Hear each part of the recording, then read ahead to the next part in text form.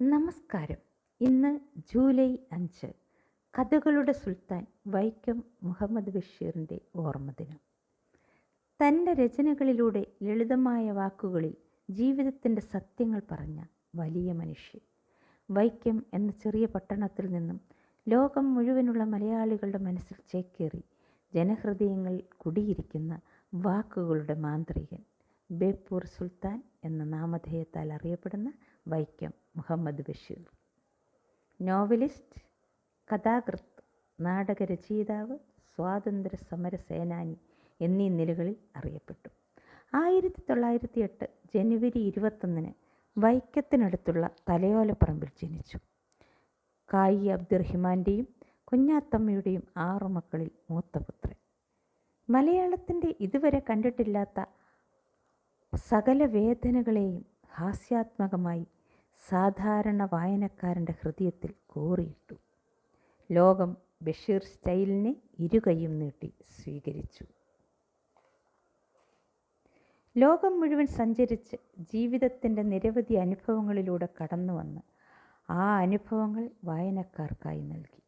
ബാല്യകാലസഖി, പാത്തുമ്മയുടെ ആട്, മതിലുകൾ, എൻ്റെ ഉപ്പായ്ക്കൊരാനയുണ്ടായിരുന്നു, ഭൂമിയുടെ അവകാശികൾ തുടങ്ങി എണ്ണമറ്റ കൃതികൾ രചിച്ചു. കഥകൾ പറഞ്ഞു പറഞ്ഞ് കഥയായി, സ്വയം കഥയായി മാറിയ ഇതിഹാസമാണ് ബഷീർ എന്ന് MT വാസുദേവൻ നായർ അദ്ദേഹത്തെക്കുറിച്ച് പറയുകയുണ്ടായി. സകല ചരാചരങ്ങൾക്കും വേണ്ടി നിലകൊണ്ട എഴുത്തുകാരൻ. ഈ ഭൂമി മനുഷ്യന് മാത്രം അവകാശപ്പെട്ടതല്ലെന്നും എല്ലാ ജീവജാലങ്ങൾക്കും ഈ ഭൂമിയിൽ ജീവിക്കാൻ അവകാശമുണ്ടെന്നും അദ്ദേഹം സധൈര്യം ഘോഷിച്ചു. തൻ്റെ തൂലികയിലൂടെ പ്രണയവും വിരഹവും ഹാസ്യവുമെല്ലാം നമുക്ക് നൽകിയ അതുല്യ പ്രതിഭ. മതിലുകൾ എന്ന രചനയിൽ പനിനീർച്ചെടികളെ സ്നേഹിക്കുന്ന, പൂന്തോട്ടം നട്ടുപിടിപ്പിക്കുന്ന ബഷീറിനെ കാണാം. പ്രകൃതിയെയും ജീവജാലങ്ങളെയും ചേർത്ത് പിടിച്ച എഴുത്തുകാരൻ. സമൂഹത്തിൻ്റെ ഏറ്റവും അടിത്തട്ടിൽ ജീവിക്കുന്ന മനുഷ്യൻ്റെ കഥകളെ വളരെ ജീവസ്വറ്റ രീതിയിൽ അവതരിപ്പിക്കാൻ സാധിച്ചു എന്നതാണ് ബഷീറിനെ ഏറെ ജനപ്രിയനാക്കുന്നത്.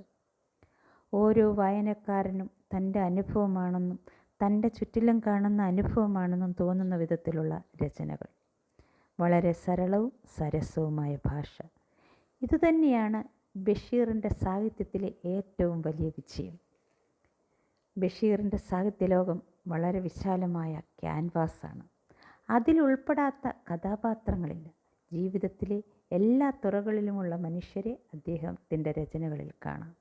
ജയിൽ പുള്ളികൾ, പോക്കറ്റടിക്കാർ, ഭിക്ഷക്കാർ, പട്ടിണിക്കാർ, വേശ്യകൾ തുടങ്ങി എല്ലാവരും ചേർന്നതാണത്. സമൂഹത്തിലെ അനാചാരങ്ങൾക്കെതിരായും തൻ്റെ തൂലികയാകുന്ന പടവാളുയർത്തിയ പ്രിയ കഥാകാരൻ. 1994 ജൂലൈ 5 ഈ ലോകത്തോട് വിട പറഞ്ഞു. ഏത് പ്രതിസന്ധികളെയും തരണം ചെയ്യാൻ ബഷീറിൻ്റെ രചനകൾ ഏവർക്കും ഉപകരിക്കട്ടെ എന്ന പ്രാർത്ഥനയോടെ ബേപ്പൂർ സുൽത്താനെ ആദരവോടെ സ്മരിച്ചുകൊണ്ട് ഈ അനുസ്മരണ പ്രസംഗം ഇവിടെ അവസാനിപ്പിക്കുന്നു. നന്ദി.